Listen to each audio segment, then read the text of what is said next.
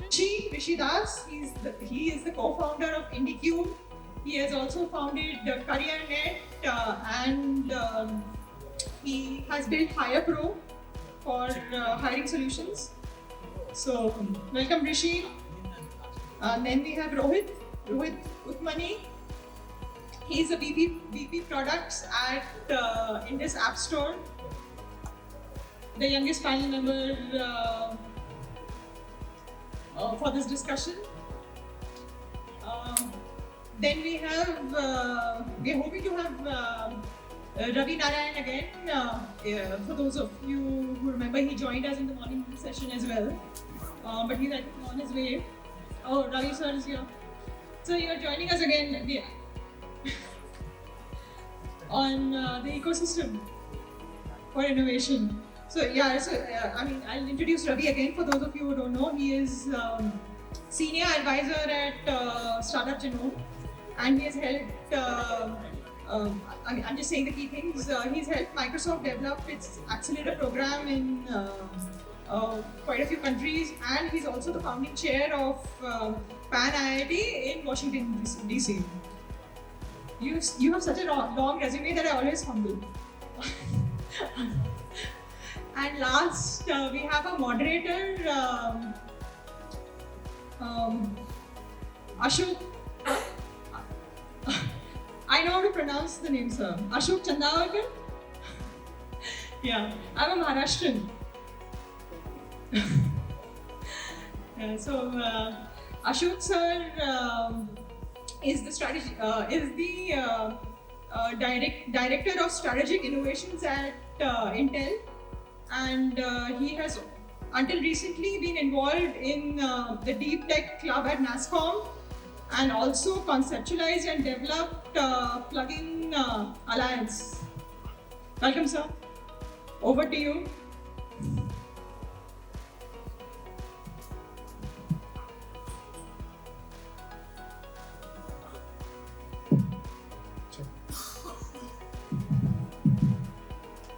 Okay, normally I won't talk about the standard thing.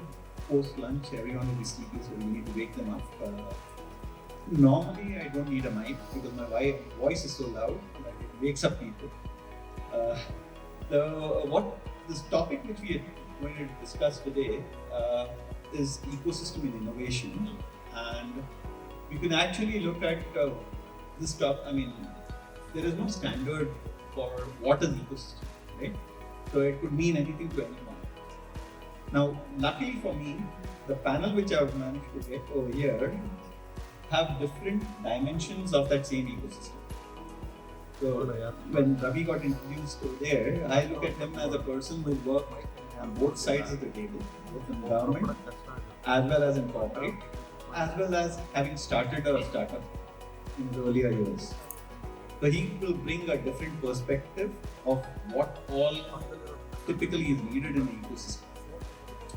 Next we have Rishi over there, who comes with a different dimension of looking at talent, right? So one of the key essential elements of an ecosystem is talent.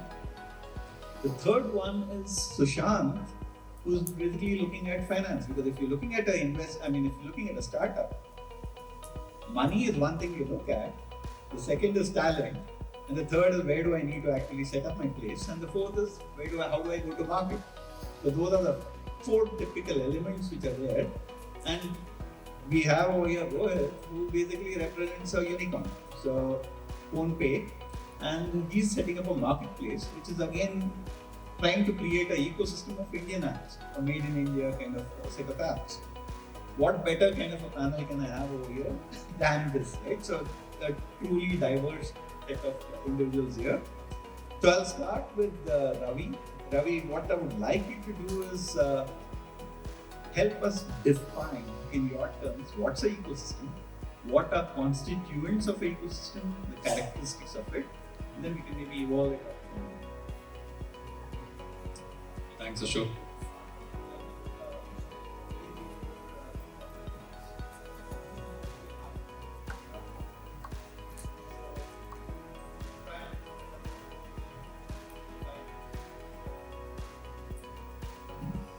Thanks, Ashok. So, in terms of just an ecosystem, obviously, ecosystem means lots of things to lots of people. So, let me define what an innovation ecosystem is. This is what our topic is about. So, innovation ecosystem is usually one that is based on a city, like Bangalore is an innovation ecosystem. Singapore as a country is an innovation ecosystem. Odisha as a state is an innovation ecosystem. It's a constituent of the startups, the innovators, the research bodies within the education and the research institutions, the financing institutions, be it banks, be it VCs, be it angel investors, and then you have startup enablers. There are organizations such as TIE, such as Pan IIT, which has an IT startups part of it, NASCOM, CII, FICCI. These are all startup enablers that are sitting and kind of creating vibrancy in that ecosystem, churn things, and create that energy in the ecosystem. And then, of course, there's the government, which plays an integral role in providing the policy frameworks and giving a kind of an impetus to certain areas that require a lot of help. So there are two ways that we are measuring ecosystems. Just to give you a sense of it, there is something called a startup genome entrepreneurship research that happens, GSER. So in that, there is a ranking of all these ecosystems that you can see. If you just look it up, you will see that Silicon Valley is by far up there, where no one can reach them for several years. But then right behind them is New York, and then you have London as sharing this number 2 spot, and so on and so forth. And the highest that a city in India is Bangalore at 20. So that is one dimension. It's on startup dimension. But then there's also the dimension of a Global Innovation Index, GII, and India also now has an Niti Aayog as a innovation index for states as well. So there we talk about the innovation capabilities, the number of patents that are coming out, the amount of research papers, the number of times these papers get referred to by other people, and so on and so forth. That's also an indicator of how innovation is spurring the economy, the economic activity of that particular ecosystem. So I think all of these are a combination of these things. Something that I just will add to it is that there's a whole lot of other things that are happening in the social impact space that don't necessarily have an economic impact, but has a huge impact on the social side. So if we have to measure India's economic, ecosystem efficacy, we also have to take the social impact into it. And that's how we will be able to measure ecosystems here. Thanks, Ravi. Always an answer which has quantitative information, so that's good. So what I would say is that the next thing that evolves from your thing is why do people gravitate? Like you mentioned, Bangalore is number 20. How did it become 20? Now this question goes to Rishi, because Rishi runs 2 companies, CareerNet and IndiCube, and I wanted to give you a personal example of what gravitated you to come over here to Bangalore, and what do you see as nuances of the Bangalore ecosystem, which is why it is ranked over there, and how can you actually spread that across to other places? What's missing in other places, or what can be done? Thanks, Ashok. So broadly, I will break this in 2 parts, maybe using Bangalore as an example, as a migrant who came here in 99 and co-founded a business, CareerNet and then IndiCube. I will run from that lens, and in the second part possibly talk about the tier 2s, which is a lot of buzz today, especially after COVID, that how these can evolve into good ecosystems. So if I look at Bangalore, broadly any ecosystem, I will divide in 4 parts. One is a period which is pre-95, which is a time when the physical infrastructure, the social infrastructure, the academic base, starting with ISC, and then the research organization, the public sector organization, the HIL, DRDO, NAL, all that got set up. And then the Manipal model We all must remember while ISC was always there, a state like UP had 6 engineering colleges till 95, 96, whereas Manipal model had already proliferated a mass number of engineering colleges in Karnataka. So I call it that as a phase 1, maybe an era till 1995. And between 95 and 2005 is the second phase where we started seeing local entrepreneurs, the diaspora, of Indian origin which had gone to US, started bringing in the smart capital, the smart talent, and then we saw the dot-com boom, subsequent bust, the rise of the IT, a lot of companies getting listed on NASDAQ, typically as a 2005 as a phase 2. And then is when basically the third phase started, which is a flywheel, where the system became typically self-propelling, and then IT got into a phase where a lot of people started having exits. They started investing. The very guys who joined the MNCs like Amazon and all started going entrepreneurial. The same VCs which brought a lot of cross-border companies to India, they started creating India-specific funds. And that's when we saw the rise of Flipkart, the Olas of the world. That period went on till 2015. And then we started seeing the fusion reaction, where a lot of people who made money or who grew, they started branching out. And you saw a lot of alumni starting on their own. A lot of width and depth started coming in the ecosystem, and that's what we are witnessing as a phase 4, the exponential growth which Bangalore is witnessing. So this is how I see the Bangalore ecosystem. In a lot of streets we can see in Gurgaon as well, starting with Maruti getting set up in the 80s, and then the telecom. We all must give due credit where at one point of time every other building in Udyog Vihar had something to do with the telecom, power, battery, components, refrigerating stuff and all of that. So today if I look at the tier 2, now in India there are about 50 cities which have a population of 1 million plus. Most of them are state capitals, few of them are other big cities. Country like China has 500 plus cities whose population is more than 1 million. So we can all imagine over the next 20 years or so how many 1 million plus population cities India is likely to add. Now if we look at all these cities, tier 2s, most of them, the physical integration has happened. The kind of airports, highways, infrastructure, I think physical integration is complete. The economic integration with GST is also complete. What was lacking was the opportunity, which is job, and the talent integration. I think in a lot of ways, because in IndiCube we are now present in 13 cities, about 6-7 of them are tier 2, Coimbatore, Jaipur, Lucknow kind of cities. So we see that before COVID, what was the problem? You had freshers everywhere, you did not have experienced talent, and without that 10% catalyst, you can't make any tier 2 take off. So what happened during COVID? A lot of people moved back to their home places, senior talent, and they realized that they don't want to come back. They stayed back. So I think that 10% talent came in. And our generation, most of us sitting here, all of us moved 1,000 to 2,000 miles for jobs.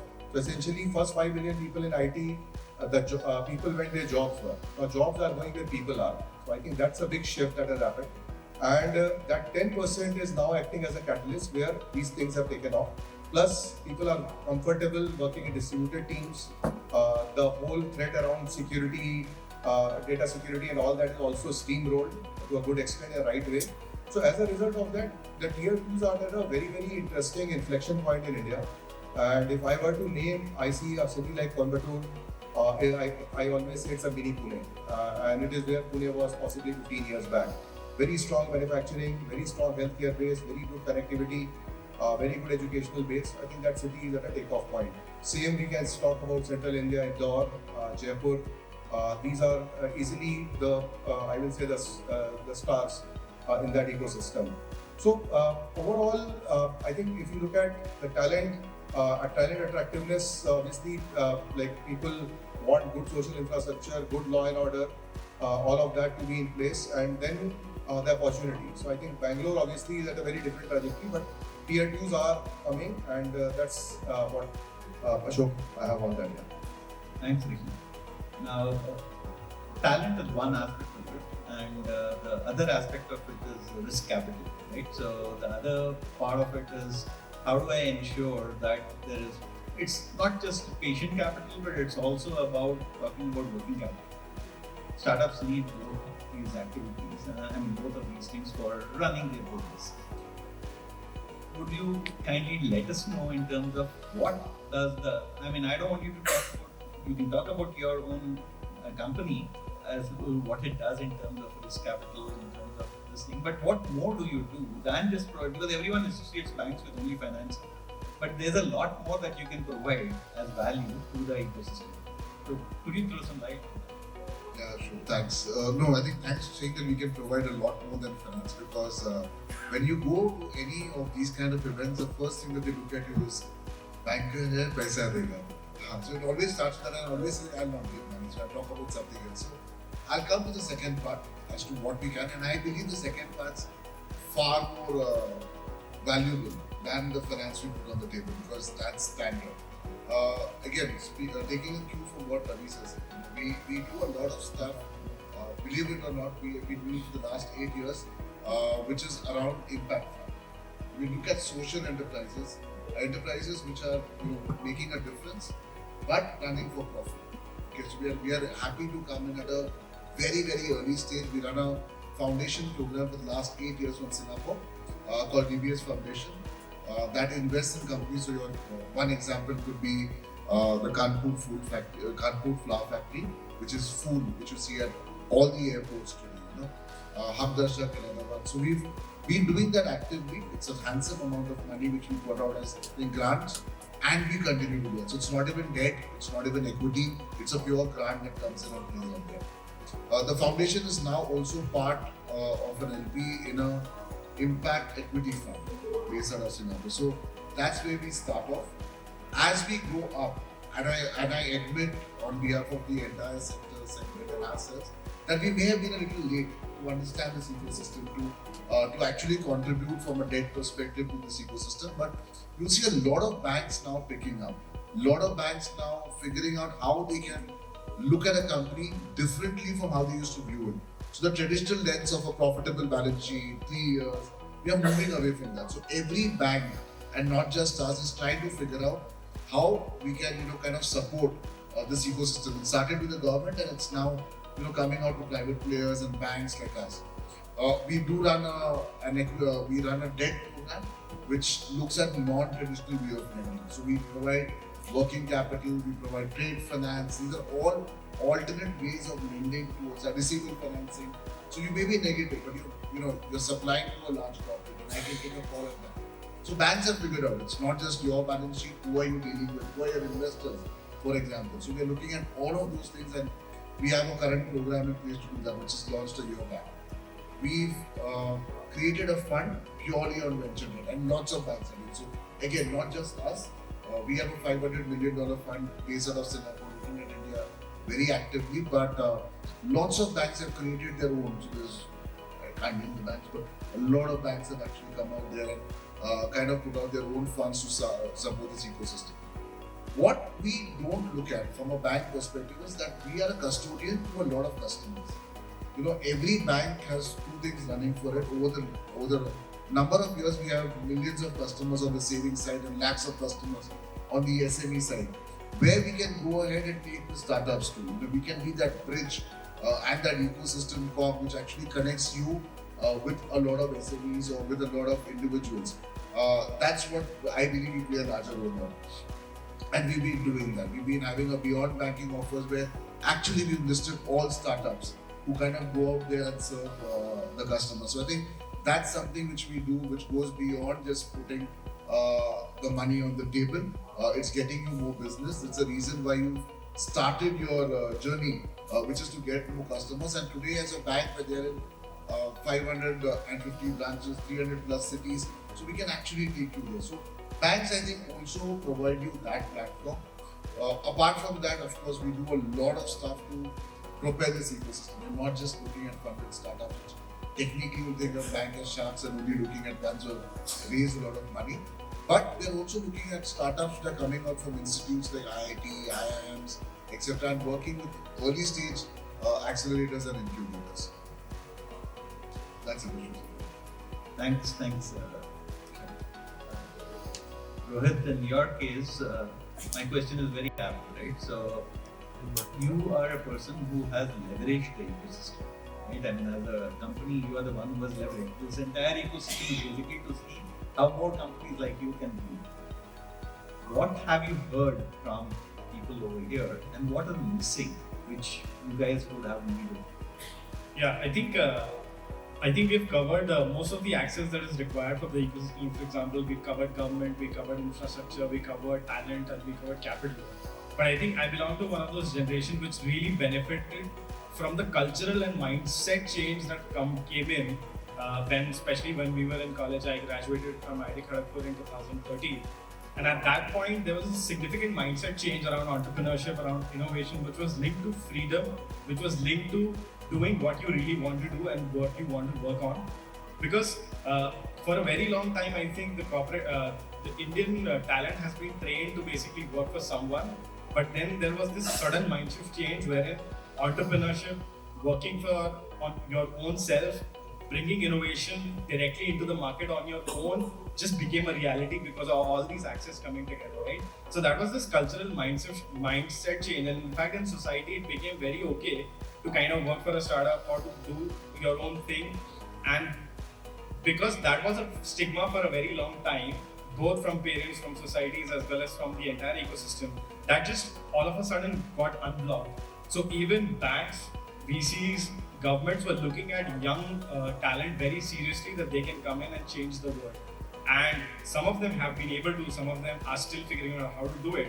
But that cultural change is something which I feel is that magic formula that ultimately led to that, all the access coming together and seeing that amount of delta change that we have seen so far.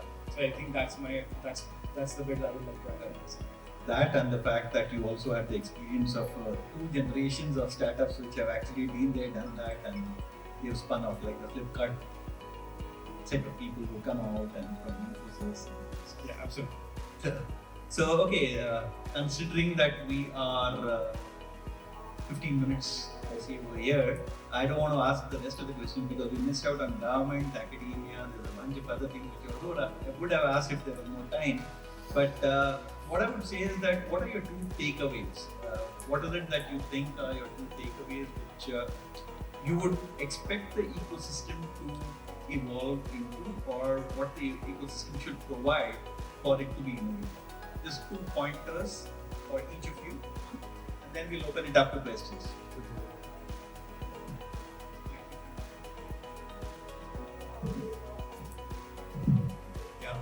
So when I was recruiting at Microsoft for startups, the startups I would talk to in Bhopal, Bhubaneswar, across they were very good companies. And at that time I would kind of very apologetically ask them, this is a residential program, can you please move to Bangalore for this program? And the answer would come back and they said, no, we are actually moving to Bangalore. We're not just coming for the program alone, we are actually moving. And I would ask them why. So first thing that they talked about was, they say, there are ways in which we can find customers for our startup. So if there is already a huge set of folks that already are thinking that they can actually collaborate with startups, and there is an easy segue for you to actually come here and start either getting validation for the startup that you're building, or get early revenue opportunities by actually moving to a place which already has a lot of these things in place. And that's why a lot of our startups even go to the US, because the openness to work with startups is so much higher than in India. Today, I think the corporates are just opening their minds to the possibility of working with startups, right? So that is one huge thing. Demand generation, in an ecosystem is one of the most attractive nature of it. It would be very, very good. The second one is just the way people are in this ecosystem. I think Rohit alluded to that. Is that if already people know, that you are in a product market fit, which means something to you. It's not something that you need to teach someone, or somebody says valuation, or somebody talks about revenue multiplier, and so on and so forth. It's a language people understand, and you're also amongst people who have actually been there, done that already, who can either help you directly or indirectly by saying, that I have done this in the past. I am no different from the way you have got your education, the way you have built your career. I have the same career path, and I have done something.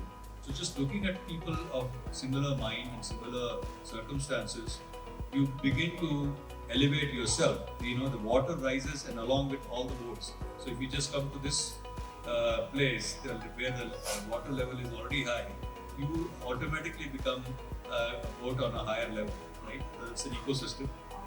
And of course, the third thing that my Microsoft startup founders would say is it's also easy to find spouses in Bangalore, because they accept these founder kind of people to be their husbands or wives. That's what the advantage of a good ecosystem is.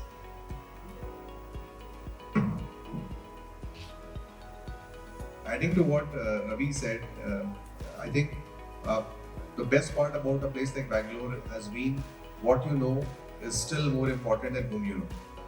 And I think that character of Bangalore has not changed in the last 25 years. And that's why I'm saying, as a migrant who cannot speak a word of Kannada, right? And running a business like IndiCube, which involves interacting with, having so many properties across the city and all of that, right? I've not met a single politician in the last 10 years of my running IndiCube. I can't think of any other city in India which will provide me that opportunity. So I think that is one very important part. The second is where there is a value for opportunity cost. If you are in ecosystem which are closed ecosystems, right? And I don't want to name a lot of Shetty companies in this country. It's ironical that the only places where employees and shareholders by and large have made money is where FDI has come in. Right? Rest of the places, I don't think employees have ever made any money or employees have ever been respected. So this is a very important trade one has to look for, that you talk to a business family, the guy is thinking, oh, this nephew can do this business, right? If you are the startup, you go to them with an idea and all of that. So I think be very careful of systems which are closed systems. I don't think anything has ever come out of them, and always systems which have opportunity cost. They want to grow, they want to move fast, they want to partner, they want to collaborate. Rest of them just want to do everything on their own. I think that is one thing which I see Bangalore gets differentiated vis-a-vis, say, a Bombay or Delhi. So I think just for information, I also was part of the Bombay ecosystem for about 10 years, and we moved all of us to Bangalore after the acquisition for Indus OS by Bombay. I think one thing which I really like about the Bangalore ecosystem is that there's a lot of openness to creating new technologies and creating new businesses, which is something which kind of was imperative there in Bombay as well, but I see that a lot more happening here. One thing which I would actually have a contrarian view there was that in the Bombay ecosystem, the topics of conversation was way more diverse. Here it's more on specific things only, and it tends to always go in terms of the direction of what's trending right now in the market. Let's say, for example, a couple of years back it was Web3, now it's AI. Whereas in Bombay, because of the fact that there are so many businesses, and these are traditional businesses which have been operating for a very long time, there's so much more access in terms of the entertainment industry, the financing industry, the consulting industry, everything being there.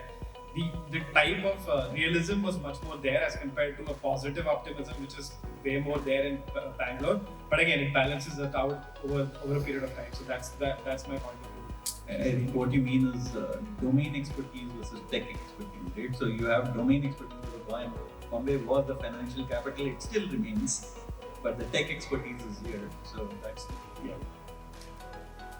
I think even to add to what Rohit said, again coming from Bombay, Bombay brings an element of, how do you make money from the business you start off. It's not just about putting a product out there. It's basically figuring out how do you work with various industries. So I think when I travel, of course, when we travel, we hear everybody wanting to be the next Bangalore, and that's something you guys should all take pride on, because you go everywhere and say, you want to be the next Bangalore.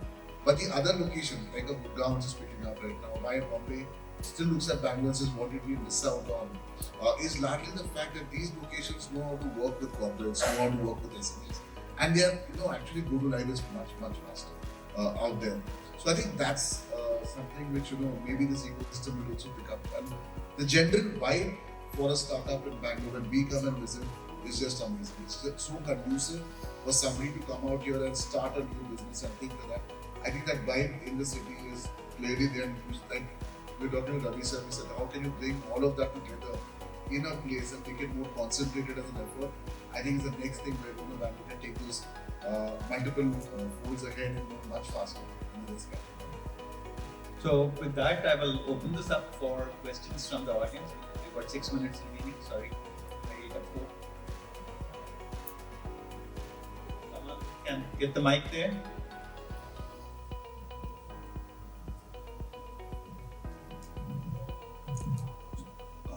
Hello. I'll start with a brief introduction. I am Salil Rana. I lead growth and investment efforts in a company that has created a nano coating for solar panels. We call ourselves Tri-Nano Technologies. It increases the efficiency of solar panels by 8% and it's a self-cleaning coating. So there's a reason why I started with this is because since the topic is building ecosystem for innovation, right? Whenever we think about innovation, there has to be some element of deep tech coming into our minds. Technology that takes years to build. Like ChatGPT, of course, we're talking about it now, but then it started like way back. 20 years of ideation, brainstorming, failing has resulted into it. So our own coding started like 5 years back, and now we are, doing something about it. So like raising money and all, it becomes really difficult for deep tech companies to actually raise the kind of money that they need over a period of time. So how do we, bridge that gap?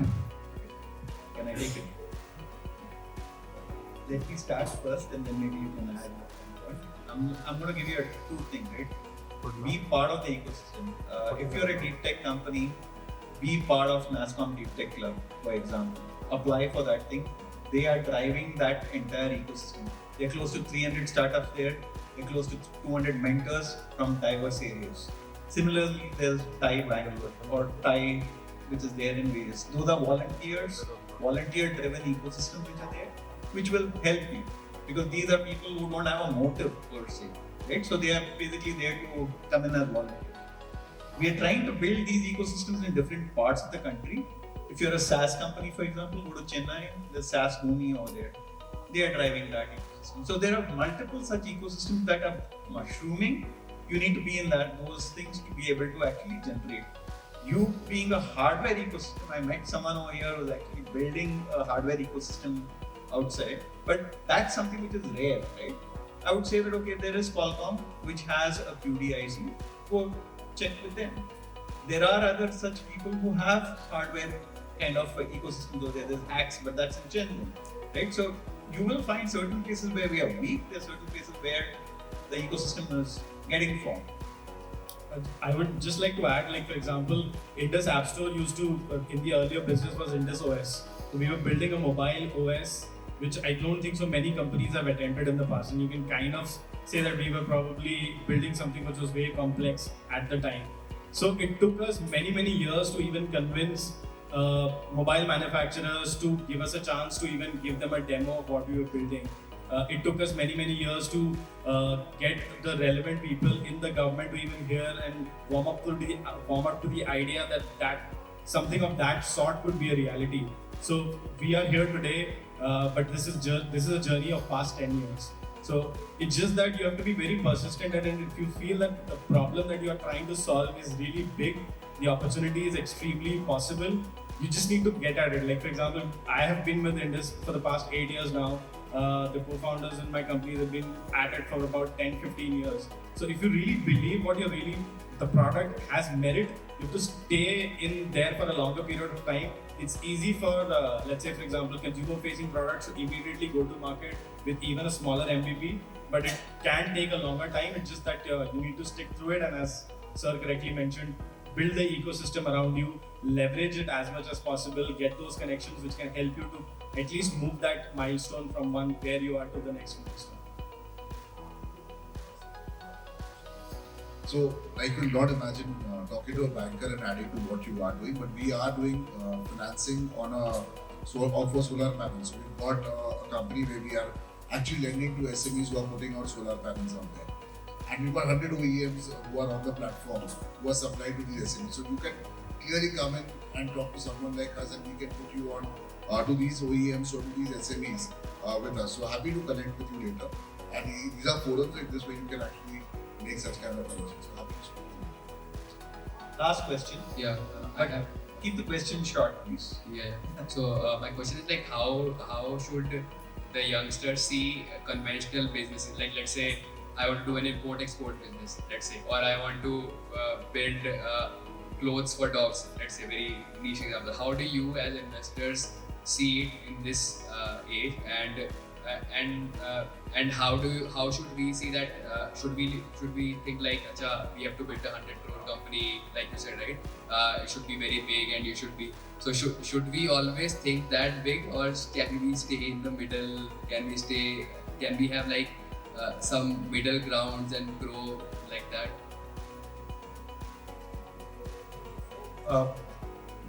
I will give you one example, and I'm very happy that you asked this question because I was talking to Dr. Sridhar Mitta. Dr. Mitta was the first employee of Wipro, and he founded the Time and that in Bangalore and all. So he said a very good thing, and I'm quoting. He said, Rishi, if you look at in India, the English media, the Western money, and the IIT, they have hijacked the entrepreneurship story. And then he started giving me examples. He said, look at Adiyar Anand Bhavan. You look at Sugna Chicken, right? None of them have ever raised any venture capital. They are extremely successful businesses, doing thousands of crores of turnover. They hardly have any technology, the consumer tech. If we were to talk about technology, unfortunately, we all have narrowed it down in the context of consumer tech, right? So I think the very important thing is that we need to get away. We need to look beyond consumer tech. We need to look beyond the VC money and build businesses which are real, which are for the Bharat, not necessarily for the India, and take a 20-year, 25-year view on the business. Right? There's nothing wrong in running a business which is completely private. Raising money is not an end in itself. Venture capital money, private equity money is gold-plated money. Consume it very responsibly.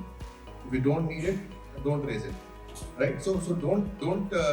And this applies to a lot of people who are not from the tech side, right? That build businesses, good businesses are there. Like we are investing. Yesterday, I met a company.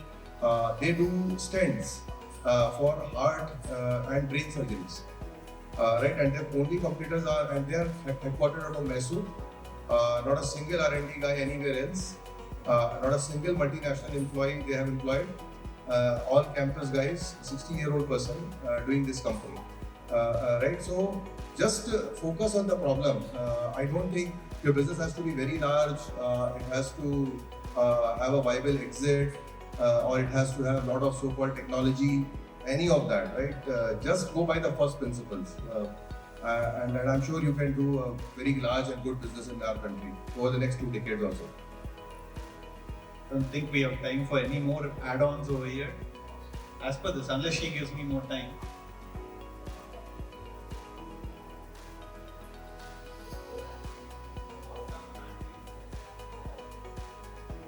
There's a hand raised there. So, two.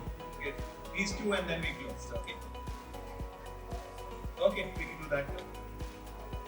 Happy with that.